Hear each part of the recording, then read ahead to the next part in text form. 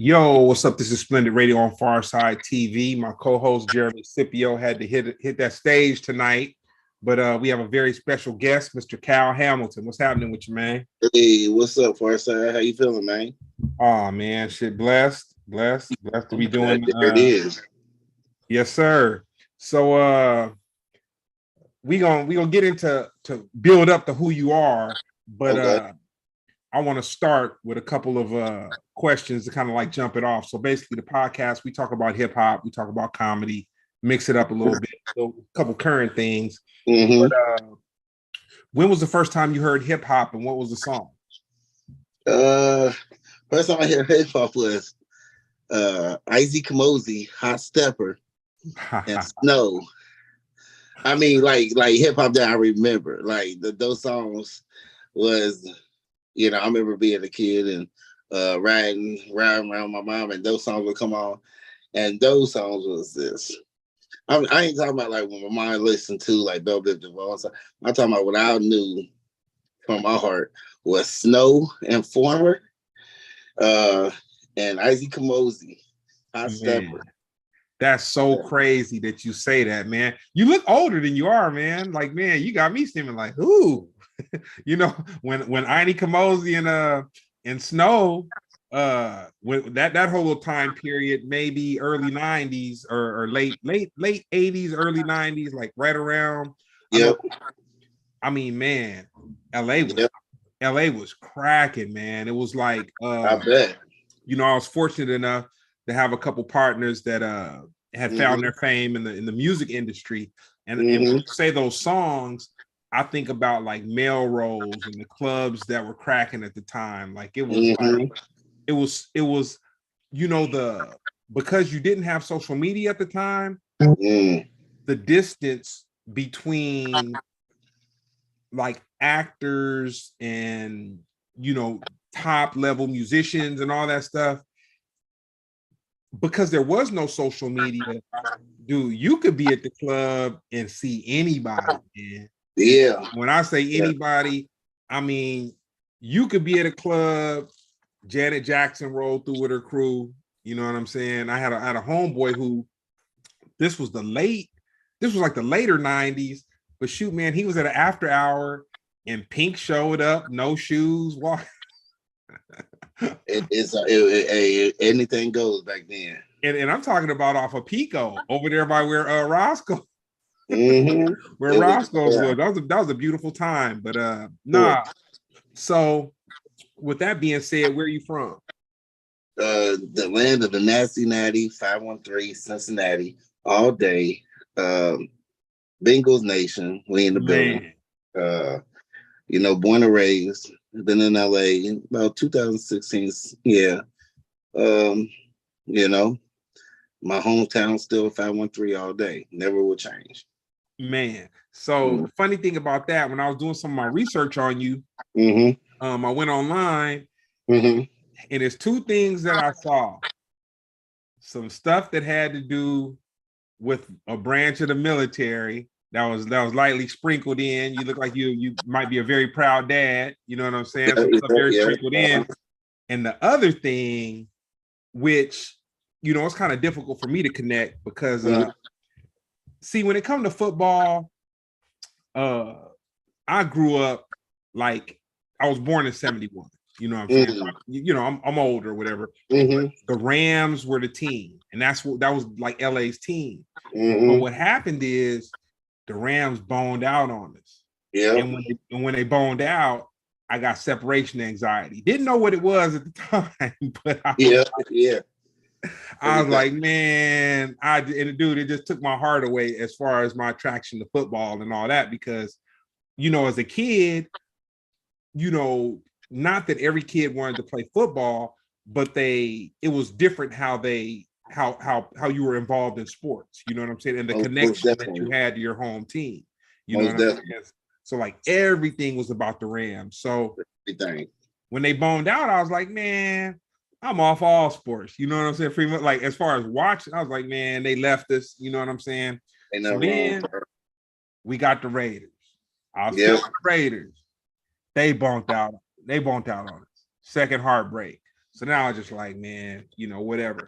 So it's funny how the world works. I deal with one of my clients, and they're one of the largest Dallas Cowboys clubs or organizations or whatever, as far as fans. Like they do all kind of parties. They travel around the country. Like it's amazing what people would do in the name of their team. Right. But dude, I saw you so bangled out, man. Like, yeah. My mama taught me how to do it, We go in or we don't go at all, man. It's a whole thing, man. So I mean, you can't just wear the jersey. You gotta have the pants, the gloves, the socks. Our fan base is unique. Like that's all we got. I mean, we got the Reds, but the Bengals. That's our heartbreak right there. Nah, that's dope. That's dope. Because it's like, in LA, a couple people, we got the basketball teams, we got, some football going on now, you know what I'm saying? But honestly, when Shaq, it's crazy. I get a connection with sports. It's like when Shaq got kicked off, well, whatever they did with him when he wasn't on the Lakers no more turned me a certain way. And so I was like, man, whatever. So I was on the Lakers. And then I ended up at a Clipper game. And it was a trip because I really liked watching the Clippers. Like that, people called them the junior varsity team, just whatever. But to me, they played like a good college team. Like there was hustle, you know what I'm saying? And the thing that the Clippers had, they were able to play together as a team. Where like with the Lakers, when you have so much talent, it's very difficult to see some good ball playing because you just have too much talent. But when you have a couple really good guys, but they're working as a team. Like for me, my memories of basketball, you got the Lakers, Dream Team, Magic Johnson, you know what I'm saying? Fools running down the court, won't even look and pass behind their back and just the Dream Team. Right on point. And it's just like, to me, basketball don't have that no more. Like you got, like when you think Lakers, you think LeBron. Yeah. It's not a team sport no more. It's just a superstar sport, Yeah. So nah. So that's what that is. So tell me this: how do you think hip hop influences the world? Well, I think music is the biggest influencer of the world by far. Hip hop has definitely got. I mean, that's a major influence. Without hip hop, wouldn't be a lot of stuff around. Comedy would be born. A lot of stuff would just be born. Hip hop is a major key. Music is the number one thing to make people go around. Not comedy, not anything. Music is the number one thing. Without music in the world, if you didn't have music in the world, it would be. So hip hop definitely played a part from, just upcoming from Run DMC to now. Yeah, now, it's just a different generation, but it's still selling for those type of people, and who knows where it's gonna go now. So shout out to the hip hop world, hip hop is, I love hip hop, I love the rap game. I love music. So, anything musical, I can go on all genres. So hip hop is just one genre. I love it. It's interesting because, a lot of the popular groups like back 70s, 80s, and even 90s, they kind of looked at like commercials as like a sellout. Like the Beatles was like, they were not down with that. Bob Marley, the Wailer, they wasn't down with it. So many groups, it was almost like sacrilegious to do a commercial. Like they're like, oh man, that's not for us. It was more like I don't want to say a spiritual connection, but I'll say values. I'll say that, artists just have values and they're like, we're not going to be a part of this. And it was kind of cool because like Busta Rhymes was the first person. I tell the story a million times. The way the corporations kind of pried their way into the whole, vampiring off of the whole hip hop situation. Like, man, they allowed Busta Rhymes to he directed his own Sprite commercial, and they gave him a lot of money to do it. And so it was kind of like, and these are, this is like maybe late 90s, mid 90s, like no social media. So you see Busta Rhymes and it's just, they're doing stunts and him and Split Star and the whole little line. And it's kind of like, okay, maybe doing, Dancing with the Devil, doing the commercial stuff, maybe it's not that bad to where, like, right now you'll have I noticed a Taco Bell commercial where there was some music, there was some hip hop kind of music going on in the background, and they didn't even have to have black people in it. It was they had the feel of some culture or some whatever, but they didn't even have to have it in it. And I was like, man, they straight pushing fast food tacos, the whole little nine. I just that's just whatever they want to push out and show their agenda, they make sure it gets across. But at the same time, I'm not mad, because I feel like, it is people, man, the publishing checks from that for the artists, the songwriters and all that kind of stuff, looking at it from that, point of view, is kind of like, well, man, at least somebody's getting the bread. You know what I'm saying? No doubt. No, I agree with you. So, it's always to be like that though, man. Something is, how many commercials I see where it's almost the same different product though. And it's crazy now. Yeah. And the thing about it, the bread and the residuals is so cool that it's kind of like, you know what I'm saying? Yeah. It's kind of like, I got a homeboy who, he's a popular LA DJ. Like his DJ on air DJ talents, very funny guy, very, he's that guy. Like being in that role was nothing he went to school for, no training, I'm sure he might have some media training, later on or whatever, but he was just pretty much natural. But he jumped a lot of his whole stuff off with a Super Bowl commercial. Yeah. You know what I'm saying? And just being just those moments and just that, that whole little situation. So it can work out. For sure. Hey, if it's meant to be the right timing, that's all you, right place, right time. And that's saying, Hey. I agree. Definitely. So for real. Other than hip hop, what's your what would you say your second favorite genre of music is? I mean, I like R&B hip hop. R&B hip hop, then maybe like some jazz or something like that, something mellow. You can't listen to hip hop every day. Man, I was looking at something on Instagram, and I was kind of like, man, there's no more romance in the R&B, man. It's just thugging, Yeah. I think it'll come back though. It'll come back. They're just waiting for somebody to bring it back. That's, it got to come back. Love music of love will never go out of style. You know who could have killed the game in it if they were still able to? Who's that? Tory Lanez, man. I'd have to say, as a contemporary artist, dude, he was pretty amazing. You know what I'm saying? He just had it. He was doing his thing. He was doing his thing. I mean, he definitely was doing his thing. I ain't gonna lie.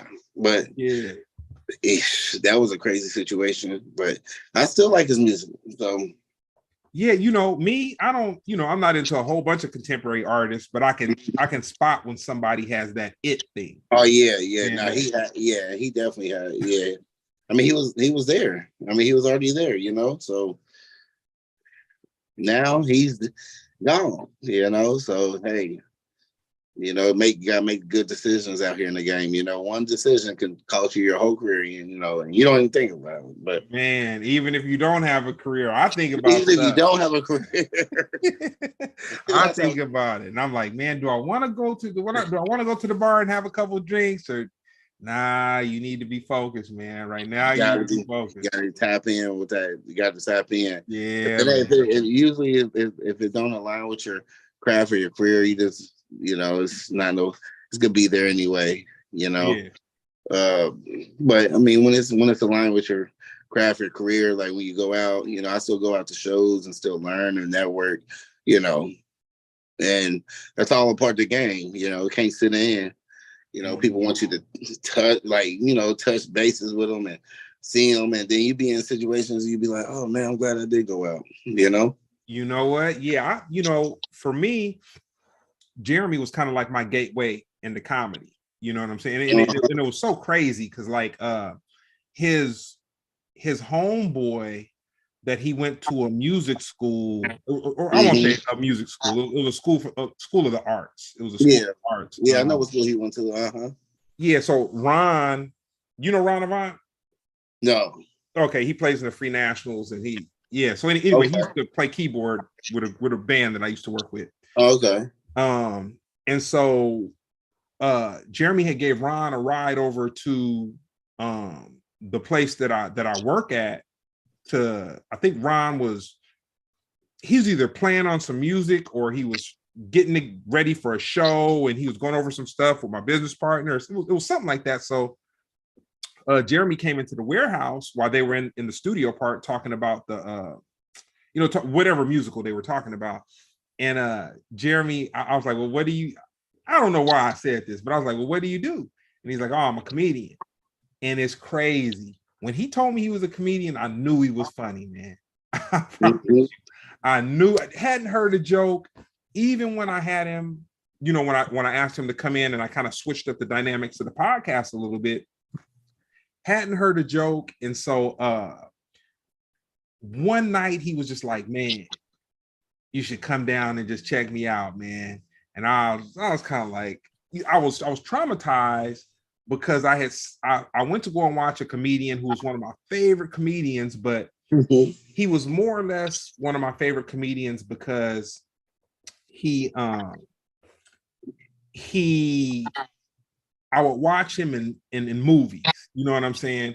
And it didn't click to me that a person that can say lines in movies, even if you're a comedian, and being on that stage are two totally different things. And so for sure, it was like a Saturday night, and I was coming from Colorado, and I had told someone that I would go and watch this comedian with them. And it was just like super snowing in Colorado, and we sat on the runway for like 45 minutes, and then taking off was all crazy. And I get to LA, and we're gonna go from the airport to this concert. So we get to the comedy show, and they were filming it. And the comedian said the same, like he kept missing jokes. And so it was like 3 times where he missed jokes. And since they were taping it, he just said the jokes over. And man, you might as well told me it wasn't no Santa Claus, man. Right. He was sick. I was like, what part of the game is this? You know what I'm saying? Because it's part of the game too. That's the crazy part.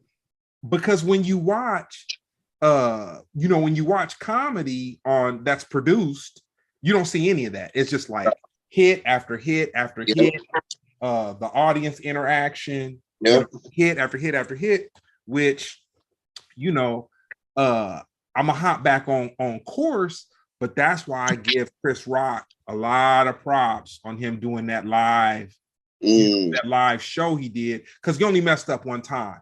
And it really, you wouldn't have caught it if he wouldn't have said that he messed the joke up. It was just like one little hiccup. But dude, to do what he did, I'm sure it was scripted, but I'm sure he didn't work it out all over the place, because you couldn't have, it would have leaked online and all kinds of stuff or whatever. But I say all that to say, the night that Jeremy asked me to come out and I saw him perform, it was like 3 acts that went on before him, and it was a mixed room. But the amazing thing to me was the audience was dying to laugh. But these 3 comedians that went on before him, they just couldn't pull it off. And I was sitting there like, man, the audience is just waiting And Jeremy went up and he killed it. And he got off stage and he came back.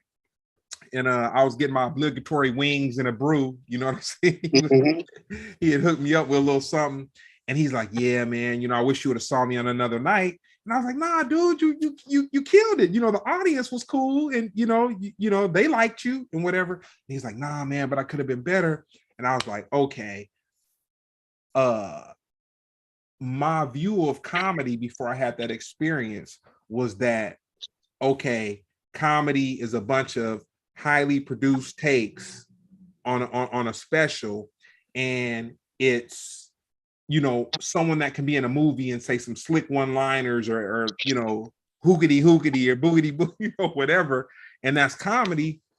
But Jeremy pulling me into it, oh nah, dude, comedy is hard, man. Like, dude, you don't have a band behind you, you don't have DJs, you don't have a hype man, you don't have anybody behind it, and you can fool around and your timing can be off and you can lose everybody. Yeah, for trust me, I know. Trust me, I've seen it happen before. You ain't lying about that. So that's I mean, it's an up and down game, man. You know, you gotta take your ups, take your downs, and keep it pushing. Every show is just another show, you know. You gotta keep it. Every show is just another show, man. So, everybody got ups and downs, brother. So back on course, your favorite hip hop movie? The group? No, hip hop movie. Movie? Yeah. That's too many. I don't know that. The one. I don't know. It don't have to be old school. Nah, I mean, that's just hip hop movie. I mean, what do you consider a hip hop movie? A movie was a movie. Put it this way. You could even say, and I know you wouldn't say this. I don't know you that well, but I know you would say this, especially as a comedian. But what was that remake that they did? The Shaft movie, like the last Shaft movie. That's, you know, I'm just saying, Drumline, Step Up, you know.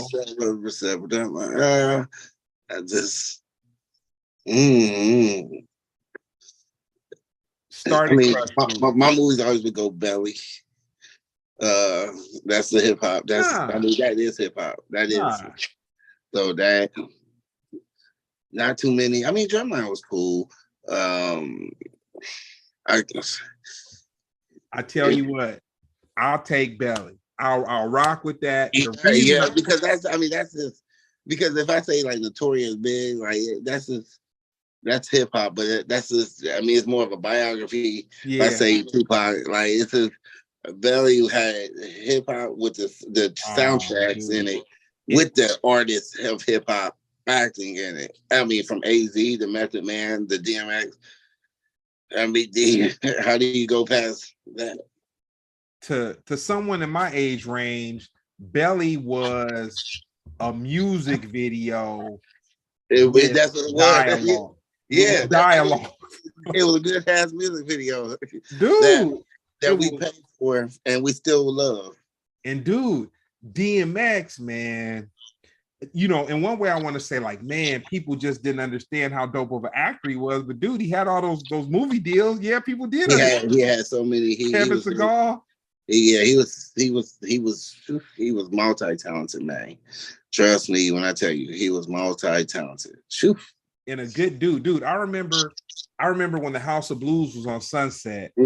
I remember going to see Nas, and it was Nas and somebody else, and I kind of had some love there at the time. It was a publishing society in LA, and you know, back then they had this thing above the House of Blues, like it was in the House of Blues building, but it was above. It was called the Foundation Room. So you have like Prince up there playing drums, like just showing up playing drums. You'd have Stevie Wonder come in and just play drums and sing, and like it was a cool little speakeasy type thing in a music venue. But it was upstairs. So this one particular night I went to go and see Nas. You know, I'm by the bar kicking it, you know, my thing, just kick, because the bar was kind of close to the stage, but you know, you could kick it, socialize, you know, people moving back and forth, whatever.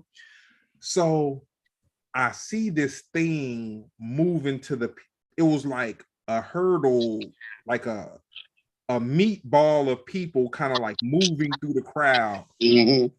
And dude, it was straight out DMX. He was barking and everything, man. He was trying to make it to the stage. I would love to see that. I was like, oh. I would love to see that. Oh, but yeah. Music is definitely very important. I'm so glad you got this type of podcast, you know what I mean, to bring up Never Let Hip Hop Down. Hip hop, without hip hop, wouldn't be me. Hey, right. Yes, sir. That's a fact. So now we're gonna we got into a couple of your interests and whatnot, but now we're gonna dig a little deeper. When was the first time you realized you had an affinity for comedy? Probably, I mean, it's always been there, but probably over 20 years ago, you know what I mean? Like hanging out with people, wanting to be, I didn't know how to do comedy, but I knew I was funny, but I just wanted to know how to structure it. You know what I mean? I wanted to know. And then calling a radio station in Cincinnati is not a lot of opportunity. So, you try to figure it out. People bring you under their wing.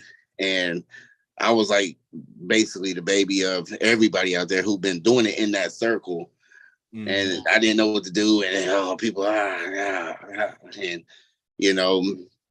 to fast forward to now, they're like, dang, you're doing a weekend here. Dang, you traveling, dang, and those same people, when I'm in, I just did a theater in Cincinnati. I was booked out a theater, and by my boy from here, the headline, I hosted it. It's my city, and probably none of the comedians I started with was there. They knew I was there. It was on the radio. None of them came. One dude came who I knew, but I didn't know. I just knew him on social media, but he was funny. And right before the headliner went up, I asked him, I said, you want to go up and do about 5-8 minutes? He's like, for real? I'm like, yeah. And he went up there. He did his thing too. That's dope, man. Yeah, bro. Like, you gotta reach back though. That's the whole thing. It's like, sometimes people sometimes it's a fine line between being too hungry. But then the funny thing about it is some people they're talented, but they need the experience. You know what I'm saying? Yeah. It takes a long time, man. It takes a long time. Mm-hmm. Some people are naturally gifted, and that's cool. And some people are gifted to be able to learn. It's all the same, it's not a race with each other. If you're talented now, that don't mean, if people started before Jordan, so that lets you know, people started before, but, since your journey, your pace, I'm glad I did stick with it. And every day I still learn. Right when we on here, I just got a thing saying, hey, I need you at the show. So I'm like, okay. So, but, I'm gonna do it. Like I need tonight. So that's what I like hearing is I can be with you, the cool down ass brother, talk stuff. Then while I'm in the midst of it, get a text saying, hey, you're on this show. I need you. There's important people here. That's the excitement I get. Like, cool. Hey, like I hold my composure to everything, you know what I mean? Because every show's just another show, brother. But the interesting thing about it, I was introduced to you for my homeboy Slink, very good people. And the one thing that I can say about you and I haven't heard a joke, and not yet, but one thing I can say about you is, man, you're passionate, man. And people don't understand, the passion will move you beyond all this little this other part. You know what I'm saying? You ain't lying about that. Yeah, Slink is my guy. One of my good friends when I came out here. Met him along with Teddy Ray was my first guy out here. Man. And so me, him, and Slink, we got stuff in the tens of millions of views on YouTube together. Me, him, and Slink. And Slink always did really, I knew about Slink, but I didn't know about him But we did all Def Digital, and he basically just took me under his wing. And I remember him calling me, like, he's one of the brothers who called me out of nowhere, like, "How, man, you can make this town shake, man." Like, and he just don't. I don't forget stuff like that, and I'm like, man. And there's this. So when he asked me to do something, it's not really a hesitation unless I'm busy, but it's not no hesitation. I know he could put me with good people. You know what I mean? When he called me, I'm like, boom, like, is this, it all takes place in due time. So like I said, man, if I'm there, if I'm available, because I remember when I moved out here, you don't get no phone calls. You don't get no, "Hey, what's up?" You know what I mean? So I take everything as a blessing, brother. Yeah, I went from I was a super fan of Black Jesus. I'll say that's the last show that I could say that I would like. That you watch. Well, man, I'd not go to the club. Like when it came on the weekends, like I would make sure I was home to see the episodes when they play them at midnight, when they play whenever they played them. You know what I'm saying? I was into it. So my business partner was at a gas station, and he was like, "Oh man, I ran into Black Jesus." Like, he knew how much I liked. He's like, "Oh man, I ran into Black Jesus. He was cool, man." And I was like, "Oh, okay." So I had went to register a car at the AAA in Inglewood, and he walked in and he poked his head in, and then he wasn't gonna mess with the line or whatever. And he left, and then I went, and I was like, "Oh man, people don't even know who you are." I was like, "Man, people don't even know who you are." And this was like when Black Jesus was cracking. So we exchanged numbers, we hooked up, and ever since it's been more than just like me being a fan of his work, or his works. Like, he's a really good dude. You know what I'm saying? For sure. And one of the things that motivates me about him is like, and it's kind of like, me kind of being his homeboy, I feel kind of like a way about it. People get the hood humor part of him, but the dude is kind of like a nerd. He's smart, dude. Like, he's really smart. Yeah, and they don't get that, they don't get that side. Like, dude, that dude, I know. If his attention is on something, I saw him learn how to edit. You know what I'm saying? As far as his writing sketches, he's full force. Yeah, he's a whole force with him. Yes, sir. Yeah. So tell me this: what job is giving you the best life experience? I think like sales. Know how to talk to people, know what to say, know how to say it, know how to tone, know how to body language. You know what I mean? Know how to interact with people. Sales is a good job for anybody. I was doing telemarketing, and when I first moved out here, and that's, if you could sell a roof over the phone, you can. You got skills to do stuff. So those type of jobs is because it teaches you numbers. It's a number game. Yeah. You can go out here and say 100 no's, 100 no's, 100 no's, but it's just one yes, and that one yes it'll pay off. And that's how life is. That's how the sales game is. That's how that is, and that's how the life is. It's 100 no's, a million no's, one yes, and that one yes, just be ready for it. And you can be ready for it because you already got 100 no's.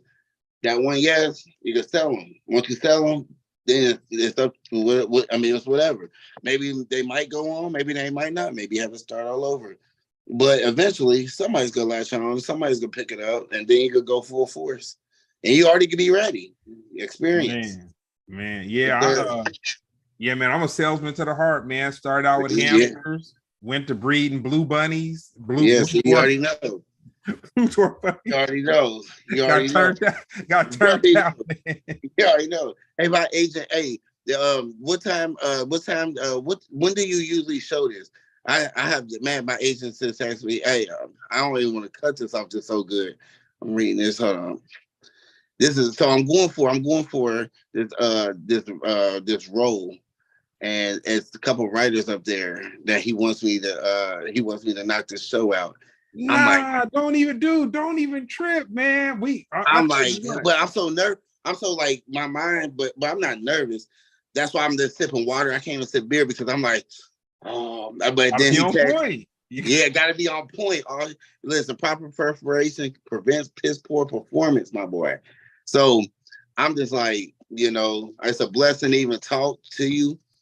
And I'm so glad. And guess what? I didn't even go to Slink House today. Not yet. I've been so busy.